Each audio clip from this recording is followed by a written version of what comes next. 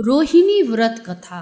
प्राचीन कथा के अनुसार चंपापुरी राज्य में राजा माधवा और रानी लक्ष्मीपति का राज्य था।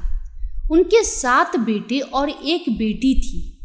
एक बार राजा ने बेटी रोहिणी के बारे में ज्योतिषियों से जानकारी ली तो उसने बताया कि रोहिणी का विवाह हस्तिनापुर के राजकुमार अशोक के साथ होगा। इस पर इसके बाद राजा ने स्वयंवर का आयोजन किया। इसमें रोहिणी अशोक का विवाह करा दिया गया। बाद में रोहिणी अशोक राजा रानी बने।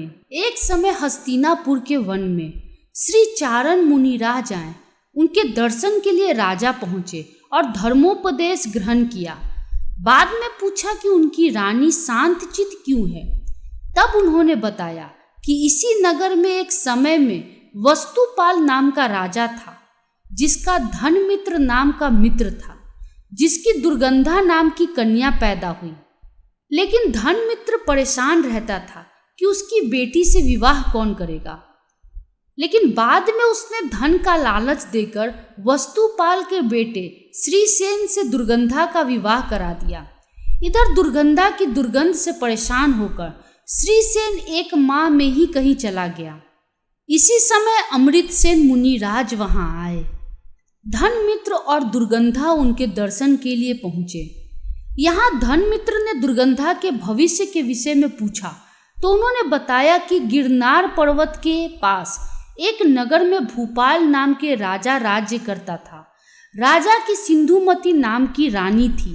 एक दिन राजा रानी वन जा रहे थे, तभी मुनिराज को देखा तो रानी को घर लौटकर आहार की व्यवस्था करने को कहा।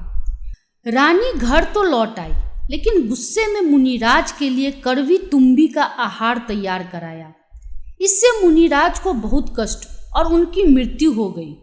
राजा को इसका पता चला तो उन्होंने रानी को महल से निकाल दिया। पाप के कारण रानी को कोढ़ भी हो गया और आखिर में उनकी मृत्यु हो गई और नरक में गई। यहाँ दुख भोगने के बाद पहले वह पशु योनि में उत्पन्न हुई और बाद में तुम्हारे घर दुर्गंधा नाम की कन्या के रूप में पैदा हुई। इस पर धनमित्र ने ऐसे व्रत के बारे में पूछा जिससे उसका पाप कटे, जिस पर मुनि अमृतसेन ने उन्हें रोहिणी व्रत का महत्व और विधि बताई। दुर्गंधा ने ऐसा ही किया और संन्यास व मृत्यु के बाद स्वर्ग गई। वहां से तुम्हारी रानी बनी। इसके बाद राजा अशोक ने अपनी कहानी के बारे में पूछा तो मुनिराज ने बताया कि भील के जन्म में तुमने भी मुनिराज को कष्ट दिए थे।